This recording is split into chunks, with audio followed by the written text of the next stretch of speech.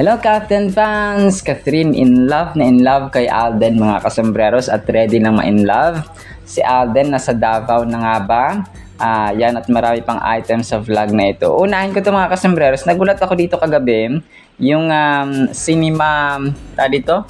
Yung ng ABS-CBN din. Parang branch ng ABS-CBN mga kasambreros na yung TikTok account nila kagabi. In-upload nila yung isang eksena ng Hello Love Goodbye nung time na nagselos yung Catherine mga kasabers. Unang nagselos si Ma'am Catherine sa kanyang Cinema 1, no? Ito pala yung pinost kagabi ng Cinema 1, yung Hello Love Goodbye mga kasambreros na dito na nagkita ulit si Natanya at saka si Ethan mga kasambreros, no?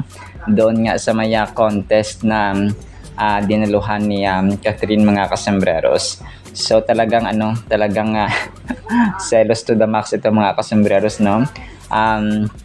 Tapos dito ay yun yung parang linyahan ni na Join Ethan doon sa ano. So alam naman natin yung kwento dito, no? Pero nagulat ako na isa ito sa may pinakamaraming views, no, na pinost ng Cinema 1 mga kasambreros sa kanilang TikTok account, no, kasabayan dito. Parang kagabi lang nila kagabi lang na pinost tapos 700,000 plus na yung views mga kasambreros. So dito ko talaga na-realize na grabe talaga yung impact ng Catherine mga kasambreros, kasi yung iba tag 3,000, 20,000, 60,000 and so on. Basta mga Catherine pa rin ang sakala mga kasambreros kahit nasa platform mo sila ilagay. And then ito kanina mga kasambreros na post ng Studio 24C na official studio, no? Glam team ni Alden mga kasambreros yung kanyang ayos dun sa BYD nga nila na shoot mga kasambreros. Hindi ko lang alam. So yon, part pa rin ito ng kung si Alden ba ay nasa Davao na ngayon. Wala pang post si Alden, wala pa tayong clue. Ako po ay nag-voice over ng alas 2 ng hapon, January 27, 2026. So malamang ay si RV Matibag, no, yung nagbihis sa kanya, nag-ayos kasama yung Studio 24C, si Melville C, nakatag din po si Maita Baelio, si Laysam of course, no, Sanshanko, Sparkle Jamie Artist Center, Shelly Conde, Tenten Mendoza, Tracy Garcia. So ito yung mga nakatag dito mga customers, no? Sobrang pogi ni Alden. Sobrang pogi ni Alden mga customers. So bago sila ito siguro umalis, no, papuntang shoot mga kasambreros ng BYD car mga kasambreros, no, 70.3 na Ironman na sasakyan mga kasambreros, no, ng BYD company. So wala pa tayong video or iba pang pictures mga kasambreros kung si Alden nga ay nasa Davao na, pero malamang ay may magpo-post din yan mga kasambreros ng mga admin, no, or part ng team ni Alden doon sa paggawa nila ng endorsement shoot ng BYD car company mga kasambreros. So abang-abang lang din tayo ng update natin doon mga kasambreros. Tapos singit ko to, si Ma'am Barbie, kasi sabi ko kagabi, hindi ko alam kung ano yung award na tinanggap ni Ma'am Barbie. I was expecting si Alden or si Kath na pumunta kagabi sa Gawad La Salanieta. So na-realize ko rin na wala palang awards ang Kath din sa 8th, no, sa pang-8 Gawad La Salanieta mga kasambreros. So andun lang kagabi sina Ann Curtis, sina Juancho Trevino, Barbie Forteza nga, no. So ito na pala yung award ni Ma'am Barbie Forteza na kagabi ay naka-red, no, or nakapula si Ma'am Barbie Forteza mga kasambreros. Isisingit ko tong kay Ma'am Barbie kasi sobrang best friend, di ba, ni Alden Richards itong si Barbie mga kasambreros, and napakabait din, no, ni Barbara Forteza mga kasambreros. So ang award pala ni Ma'am Barbie Forteza ay Most Outstanding Actress in digital film or na digital film mga kasambreros, no. Ito yata yung kanyang trabaho or gawa sa P77 mga kasambreros na isang horror movie, no. So congratulations sa nag-iisang Barbie Forteza na best friend din po ni Phenomenal Box Office Cinema King. Tapos ito, ang cute ng ginawa ng isang fan dito. Twinning ang cast din dito, no, sa dilaw. Nasuot ng Phenomenal Box Office Cinema King at Phenomenal Box Office Cinema Queen dito. na kung saan nga ay suot-suot ni Alden dito yung kanyang polo na dilaw dun sa kanyang signing of contract sa Special and Clear Braces mga kasombreros, na isa sa mga bagong endorsements ni Tisoy mga kasombreros. So talagang talagang ang cute lang kasi napagtabi niya, no, at saka napansin niya rin. Actually, maraming yellow no, na suot ang Kathleen mga kasombreros in some occasions. Yung kay Ma'am Catherine, pwedeng siya shawarma, yung sa Magnolia pa nila dati, and so on mga kasombreros. Shawarma shack pala, no, mga kasombreros and mga Catherine-atics. So, yun, talagang nag-uusap naman talaga ang pati yung mga suot, no, ng Kathleen mga kasombreros ay nangungusap, no, sa marami pa mga instances ng kanilang mga damit at mga outfit of the day. So yun, twinning lang ang dalawa mga kasombreros. And then ito, 10 hours ago mga kasombreros, si Clement Gamboa, sabi niya dito, may picture sila ni Alden, no? 10 hours ago niya pinost, "Trust is earned, but loyalty is built through results. Appreciate my long-term client who keeps coming back to close the next deal. Thank you, Alden Richards." Tapos, heart. Hindi ko na alam kung ano yung, dito, ano yung pinagawa or anong deal, or anong kasi client to, ibig sabihin may binili si Alden or may service. Hindi ko lang alam kung dentista rin ito mga kasombreros, no? Si Clement Gamboa or Clemine Gamboa. Tapos picture niya dito, palagay ko, ano ba to, dentista? So something like that. Hindi ko na na-scroll yung kanyang page or yung kanyang Facebook page or Facebook account mga kasombreros eh. So tapos yun nga, no, sabi niya pabalik-balik daw si Alden doon sa kanya, no, na kung saan ay loyal si Soiti sa kanya mga kasombreros. So pwedeng pwedeng dentista, pwede rin po siyang may mga bibilhin or may binili para sa kanyang mga gamit sa bahay na pinapagawa, no, pwede mga kasombreros. So hindi ko lang kasi 10 hours ago, hindi ko alam kung saan nagpunta dito si Alden or saan ito mga kasombreros, no, kasi 10 hours ago niya pinost. So ang iniisip ko kasi yung pinagkakabalahan yun ni Alden ay yun nga, no, yung kanyang BYD endorsement shoot mga kasombreros, na kung saan ay bagong ambassador si Alden Richards mga kasombreros. So pero kung kilala niyo po, no, pa-comment naman po, no, si Ma'am Clemine or Clemine Gamboa. At tapos ito, ang cute nito mga kasombreros, in-upload ng isang fan na kagabi mga kasi sa kanyang TikTok, no, si Lashiel 2024. Sabi niya dito ay found, sabi niya, medyo natakpan yung kanyang "found by my favorite human even in a sea of people." So paborito nila si Alden mga kasombreros, no, paborito niyang nilalang. Grabe yung kanyang dito, poetic ha, Makata, "found by my favorite human even in a sea of people." So si Lachelle mga kasombreros, nung umattend siya ng grand opening ng McDonald's ni Alden sa Santa Rosa, Laguna. So nakipagbunuan siya sa maraming customers at fans din doon mga kasombreros, no, sa grand opening nga ng McDo ni Soiti mga kasombreros. So kagabi ko lang ito nakita, no, or kagabi lang niya pinost mga kasombreros.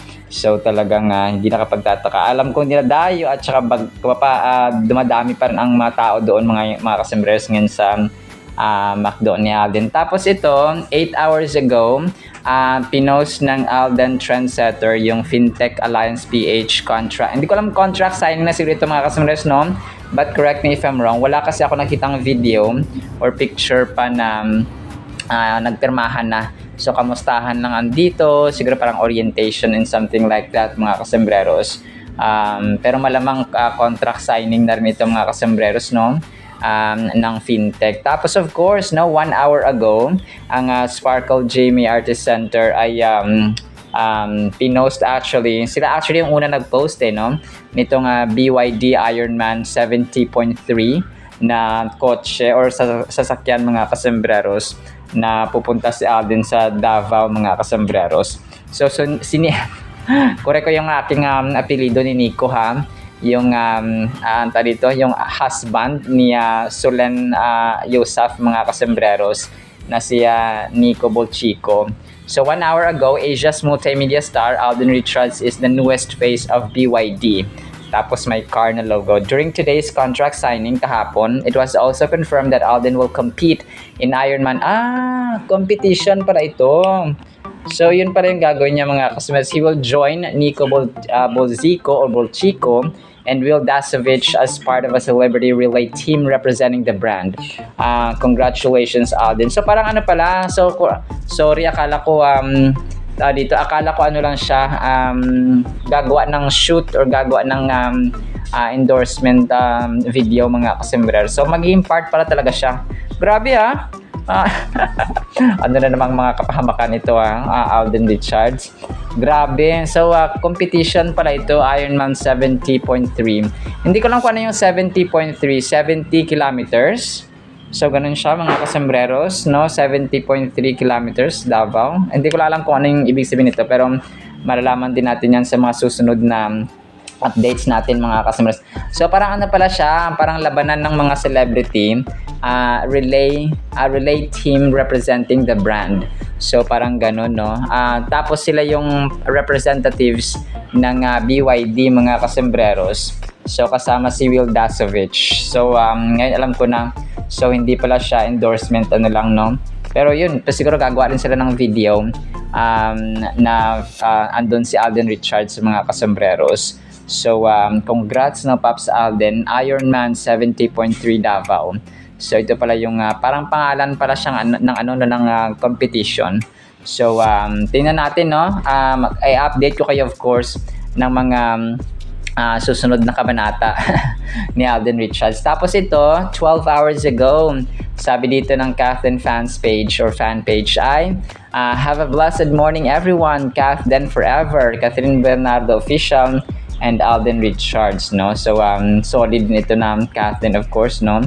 Sa pangalan pa lang mga kasembreros. So sobrang nakaka-amaze na dumadami pa rin ang Cathletics mga kasembreros. Tapos ito, 4 hours ago, parang twin talaga sila, referring to Nadine and Catherine. Sana may movie sila na magkapatid. So pwede, no? Mga kasembreros and mga Cathletics. Posted ito ni Marv's Carali Tabas, no? Na pwede na. Tapos pictures ni Kath and Nadine mga kasembreros. Kath din. So Kath din naman ang tambalang ito, no? Tapos may Aldin mga kasembreros. So parang sila magkapatid talaga.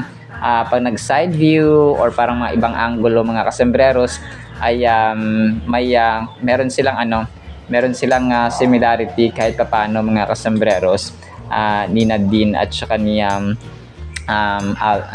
Nadine at saka ni Kath mga kasembreros. Tapos ito 8 hours ago of course, no, na feature din ni Donna Milandicho, sina Kath and then si Lexine mga kasembreros, Mama Min at si Daddy Ted mga kasembreros, doon sa kumain nga sila. So parang Japanese restaurant ito, no? Hindi ko lang sure mga kasembreros, as I've mentioned doon sa isa kong vlog kanina.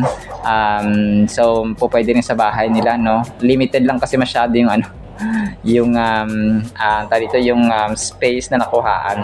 Tapos ito kahapon, What a Beautiful Life, nag-post dito one day ago, nagbigay ng babala at paalala si Rudy Baldwin tungkol sa 2012 exhibitions niya kay kina Alden Richards at Carla Abellana tungkol sa aksidente.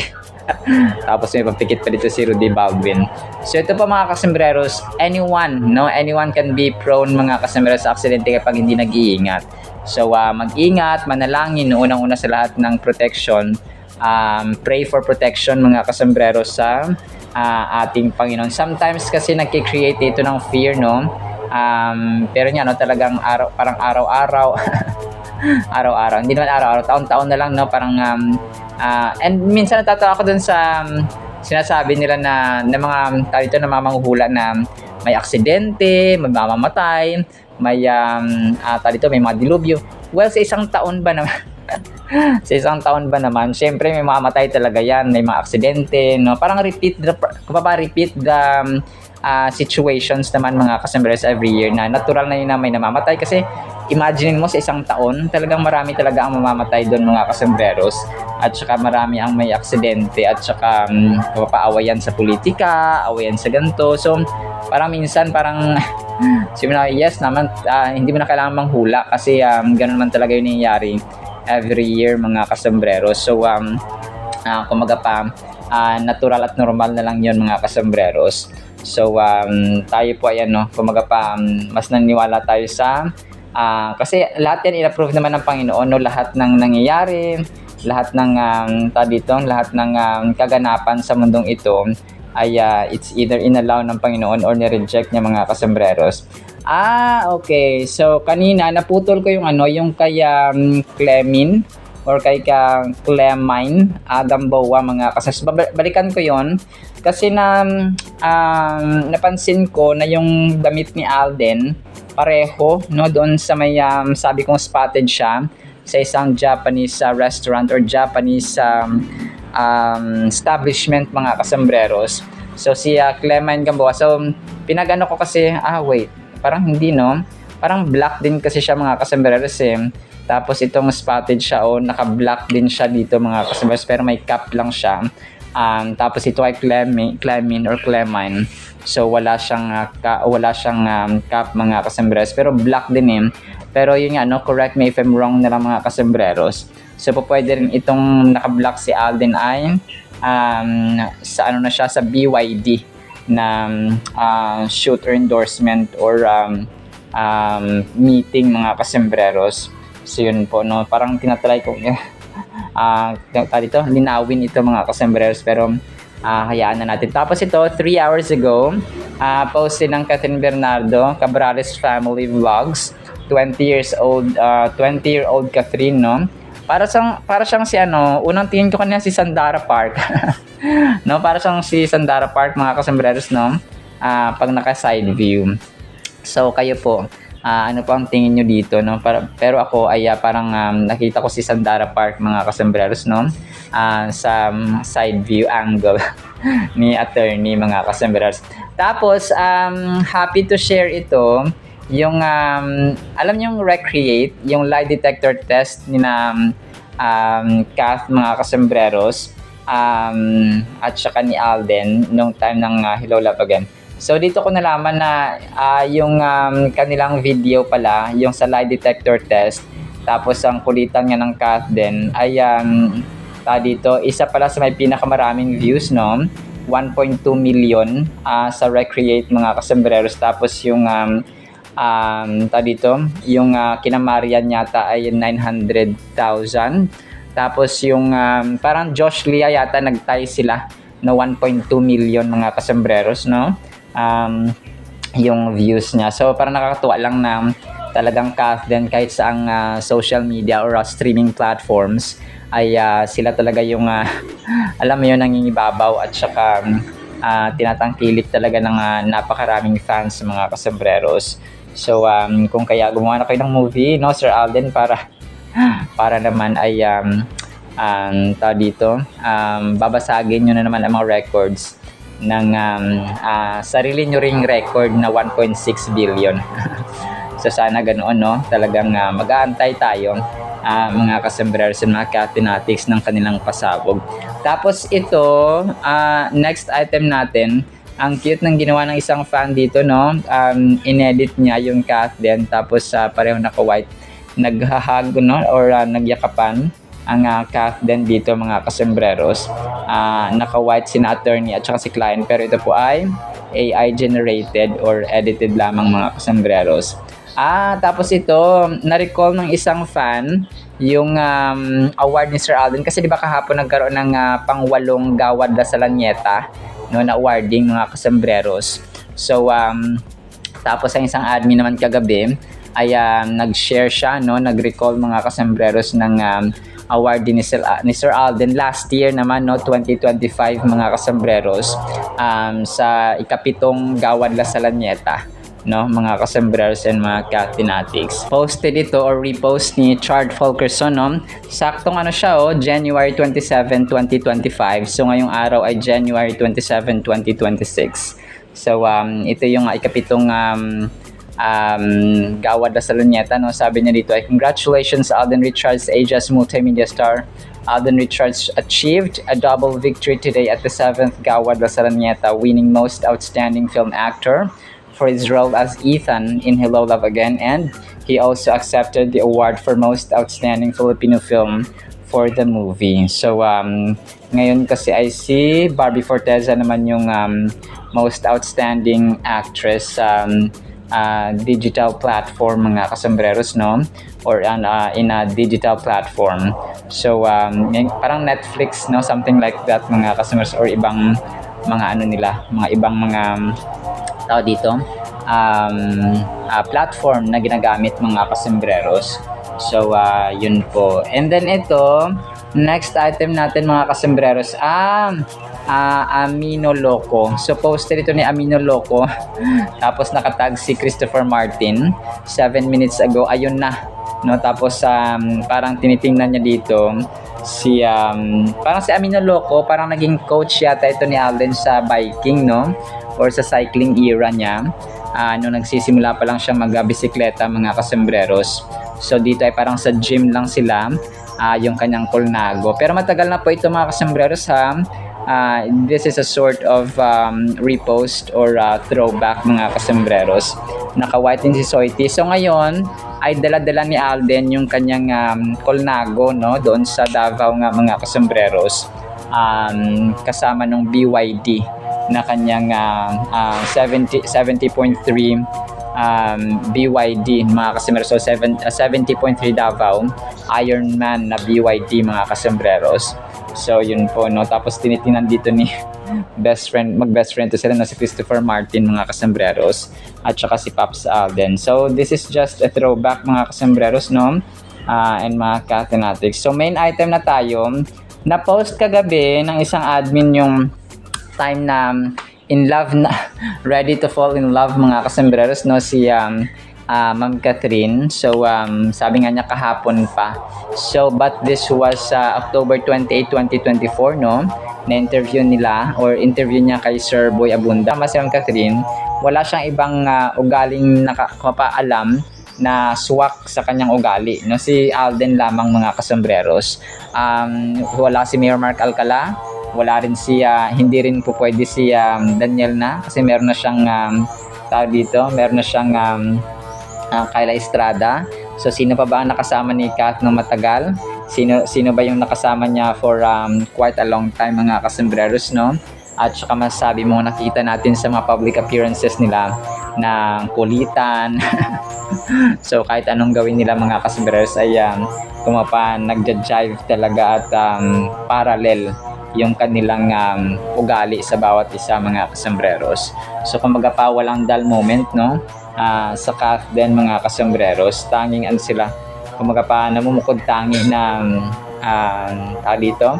namumukod tangi na tandem, mga kasembreros, na galing sa magkaibang network, hindi magkakilala, no? Talagang kumaga pa very raw, no, yung kanilang tandem or naging story, mga kasembreros. So, yun po, wala silang kumaga pa kakaiba yung kanilang istorya, mga kasembreros and mga Cathenatics.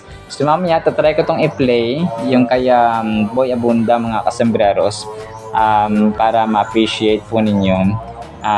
And then, matatawa din kayo dito, no, mga kasembreros and mga Cathenatics. Tapos ito,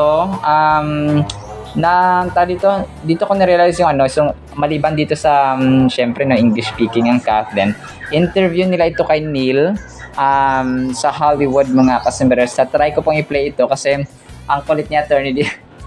Ang kulit ni attorney dito. And parang yung tanong dito sa kanila, although mahaba ito, mga kasembreros, yung tanong dito sa kanila ay yung character nila bilang Join Ethan, and sabi ni Kath dito, parang mas nakaka-relate pa siya masyado kay sa character ni Ethan more than Joy or Marie, mga kasembreros.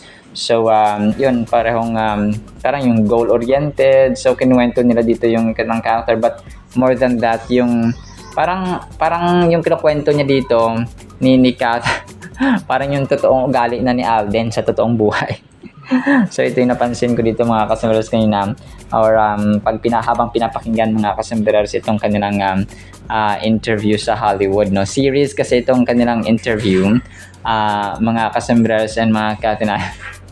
Ang nakakatuwa dito kasi unang bungad pala ni Neil ay hi Catherine, hi Alden, I'm Neil. Tapos sobrang cute dito ni attorney, natawa siya agad mga kasi hindi ko lang baka may story behind, no, yung kanilang yung kanyang chuckle mga kasombreros. So yun, napakaganda, no, ang lalim. So let's listen to this interview one more time mga kasombreros. So talagang naisip ko dito yung kinukwento ni Kath, parang yung totoong ugali na ni Alden sa totoong buhay mga kasombreros, na kung saan ay sabi niya dito ay parang si Ethan daw ay happiness ng mga tao sa nakapalibot sa kanya. So which is definitely sa totoong buhay ay ganun po mga kasombreros. So sabi niya dito ay si Alden daw ay parang he's like a ray of sunshine mga kasombreros and mga Kathinatics. So something that I admire, no, or hinahangaan niya mga kasombreros. So yun po, no. So pakinggan natin, i-play ko ito mamaya mga kasombreros para ma-appreciate po ninyo, no, mga kasombreros and mga Kathinatics. So yan lang actually sa ating Kathin items, no. So pakinggan natin ito mga pe-play natin, and then yung salita ng Panginoon yung salita ng Panginoon sobrang ganda mga kasombreros. So in love nga, no, si Kath mga kasombreros. And kahit naman na tahimik lang sila, alam natin na privately, secretly mga kasombreros ay nagko-communicate ang dalawang ito. So dito wala silang amnesia na nagkalimutan mga kasombreros, they just keep it low-key. So as simple as that. Alright, so yun lang po, and then napakinggan po natin ang napakagandang salita po ng Panginoon. Isang pinagpalang araw po sa bawat isa. Sabihin sa atin ng iba, ika'y akin, ako'y sa'yo. Hi, Catherine. Hi, Alden. My name is Neil. I'm with Dorkaholics. Hi, Neil. So, when I was watching the first film, I couldn't help but relate to your character's experiences being overseas workers and sending remittances to your family back home. Because my father, being Vietnamese, he was sending money back to his mother, his aunts, his cousins. Okay. And I just wanted to say, like, that was such a relatable experience, and you guys did such a great job of blending both of those complex emotions. Yeah. Thank you. Thank you. Okay, go ahead. Basically, like, we're quite surprised that, also the culture that we have back home applies to The some of the Vietnamese Vietnamese culture culture as as well. And I think most of us Asians, we have this certain core value that that family comes first all the time. We work hard for our families. We want to give them a better life. That's why we work hard every day. And that's basically like one of the major messaging that we have on the film. Like, that's the message that we want to send to the people that are going to be able to watch it. Like, how much we love our families, the things that we're willing to sacrifice to give them a better life. I think is one of the key components that we have. And I think most of the people, like most of Filipinos, even non-Filipinos, relate to as they watch Hello, Love Again. And I think what made it so special is that we showed how we showed all the hardships as well, in terms of the Filipinos or the Vietnamese working, all over the world. Like, if you're the one in the Philippines, you'll expect these people to, have a better life just because they're living abroad, having the time of their lives. But no, it's not like that. Through this film, I think we were able to show all the hardships, all the sacrifices, and all the things that we don't get to see every day, especially for the international OFW workers. So I think it just made it so real, because every time we go to another country and try our luck out there, it's not that easy. We have to rebuild everything. We have to start from square one, and there's no assurance to that. So the sacrifice that we have to make and the courage that we have that we have to possess is really something that I really admire, and hopefully the characters were able to show that through the movie. I certainly think it showed through your characters. Thank you.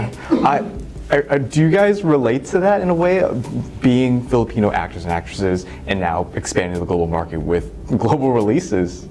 Yeah, I think one way or another, Kath and I both relate to our characters very much. Like, but in reality, like it's the opposite. Like I relate more to Joy as Alden, and Kath relates to Ethan. So it's basically, you know, two people navigating their life with the circumstances that's happening, and you know, just finding their home and fulfilling their dreams. I was going to ask how each of you related to your characters, but it's interesting that you said you guys relate to each other's characters. Yes, it's true. I can relate to Ethan's character more than Joy. Yes, it's the other way around. What about Ethan's character do you relate to? I think especially if you've seen the first part, Hello, Love, Goodbye, I fell in love with Ethan's character because of his spontaneity, because he's very spontaneous. He is so fun to be with. He he gives this, you know, happiness to the people around him. And I think he's just like a ray of sunshine. So I think it's something that I really admire, especially. But during Hello, Love, again, it's a different or a darker Ethan that we get to see, right? So I think just the way we handle things, I would handle things very similar with how Ethan handles things. Yeah. And Alden, how did you relate more to Joy? Well, basically, Joy is this goal-driven, I'll do everything I can to achieve my dream type of character. And maybe that's how I relate to her so much, because, you know, the way Joy handles her life is basically she'll, you know, do everything to achieve everything that she ever wanted.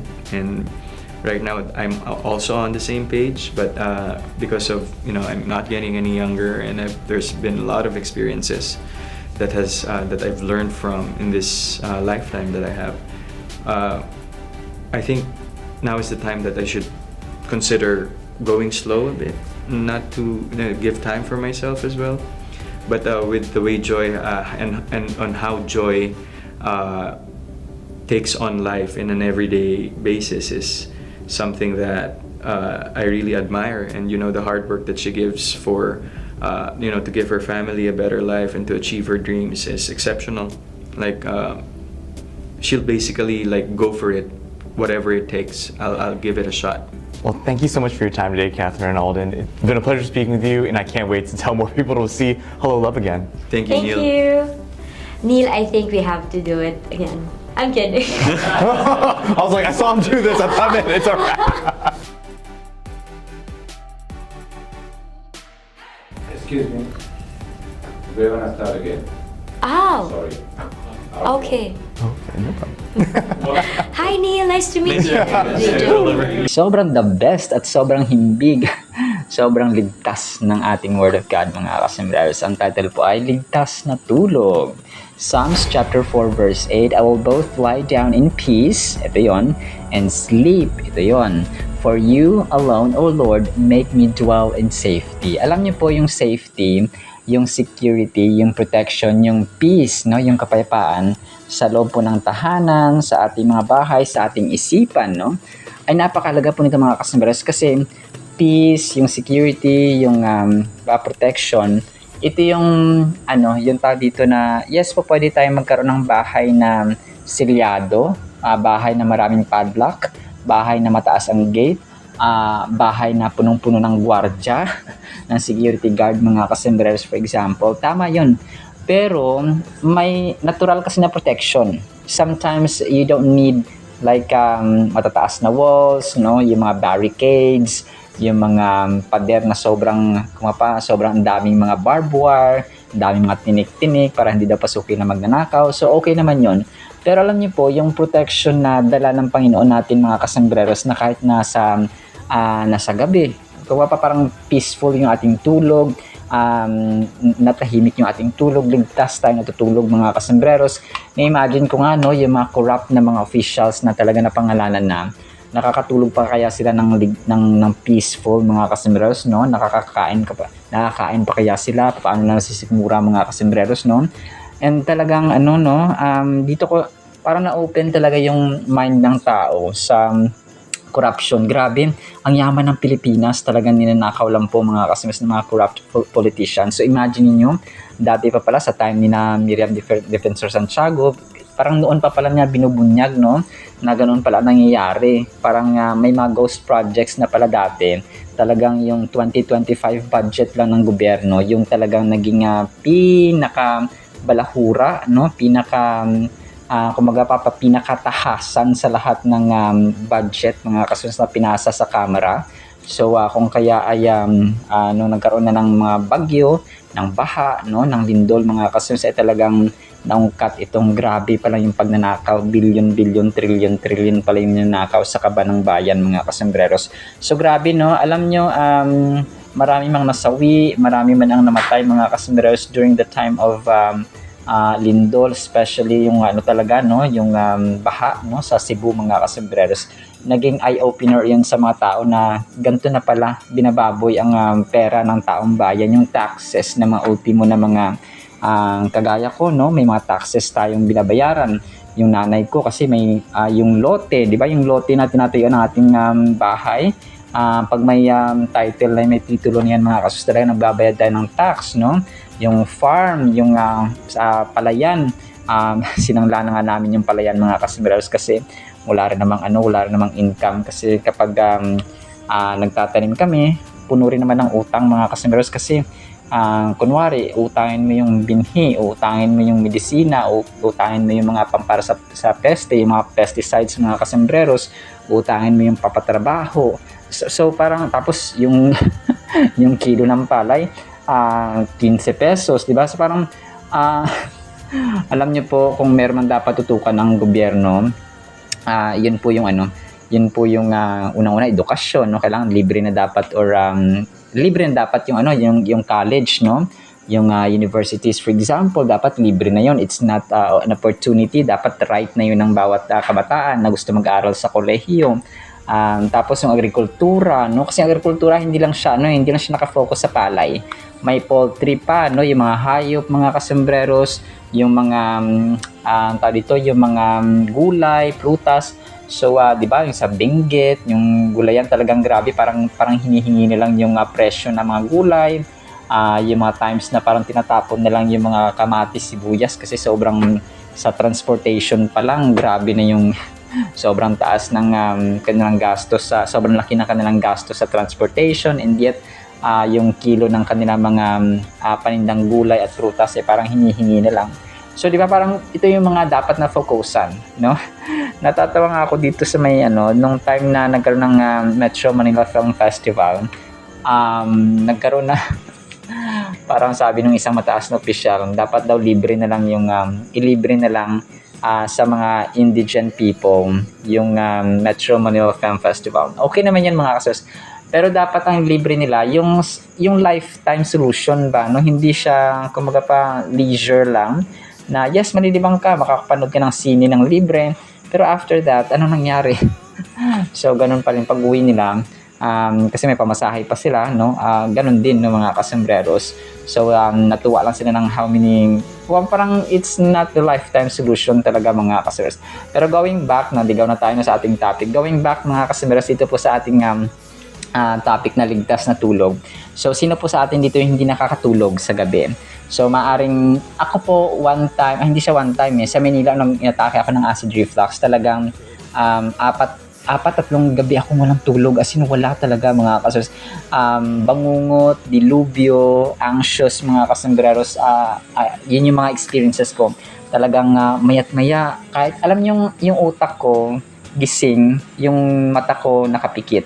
So yun siya, pero yung utak ko talagang pagka konting lang ng ibon, hindi ako nakakatulog kasi first time ko inatake ng acid reflux. First time in my life na nagkaroon po ako ng ganoong experience talaga ng pakiramdam ng acid reflux, na ganun pala yung pakiramdam, no? Kasi year 2020, March yun, mga kasembreros, 5 days after nag-lockdown kasi nga may COVID-19.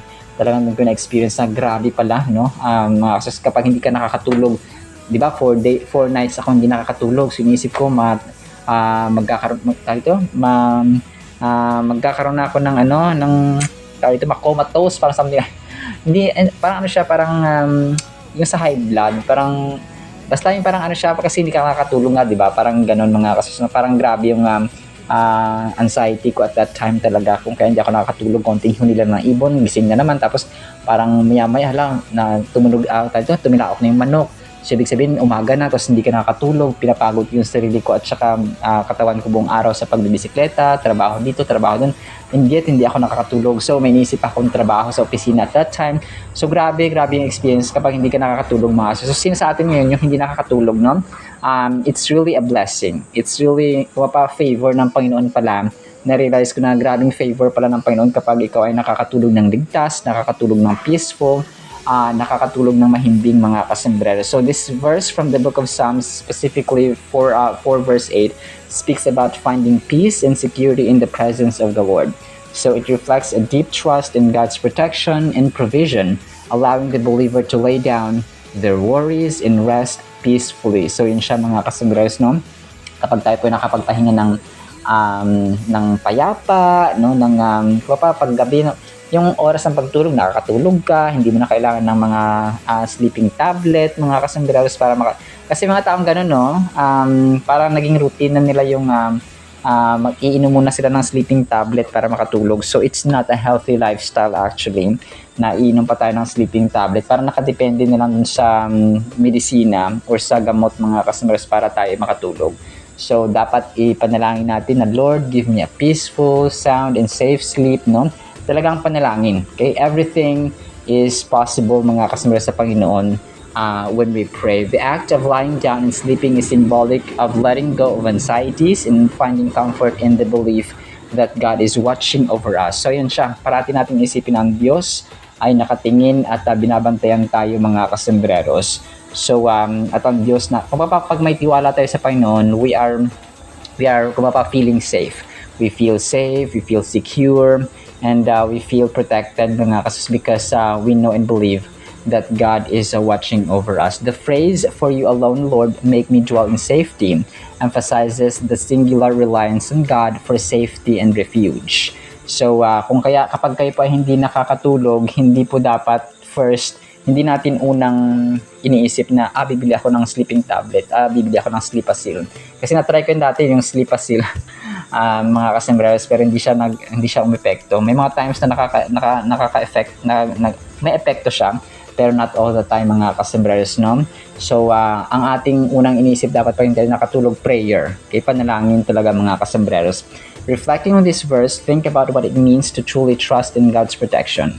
You can surrender your fears and concerns to God, allowing yourself to find peace and rest even in the midst of uncertainty. How does the concept of dwelling in safety under the Lord's care impact your daily life and decision making? So take a moment to ponder on the profound sense of security that comes from knowing that you are under the watchful eye of the Almighty. So yun, faith, papasok talaga dito yung pananampalataya mga kasus. Kasi if we have faith, kailangan naniniwala tayo na God is with us, God is protecting us, God is making us protected mga kasembreros, and nakakatulog tayo ng ligtas, mahimbing at secure. So sa final thought natin, imagine a long, exhausting day at work.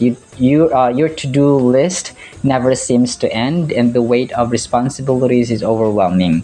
In these moments, Psalms chapter 4 verse 8 invites you to clock out from your worry and stress. Trust that God's protection covers you like a secure home, offering rest and peace. So tonight, will you choose to hand over your anxieties to Him and embrace true serenity? So yun siya mga kasi, it's a matter of choice. So kung kaya, pasalamatan natin, no, kapag umaga, pagkagising natin, kung meron tayong sapat at mahimbing na tulog, huwag nating kalimutang pasalamatan ng Diyos sa lahat-lahat at saka sa mahimbingan at tulog mga kasembreros. Alright, sinama sa ating Word of God ha, pa'y pagpalaan po tayo ng pag-ibig, pananampalataya, pag-asa at ligtas at mahimbing na tulog sa ating buhay. In Jesus' mighty, holy, sweet, magnificent, the peaceful giver the giver of peaceful sleep, mga kasumres. In His name we pray, Amen and Amen. See you sa next segment, mga kasumres, and paalam po. I love you.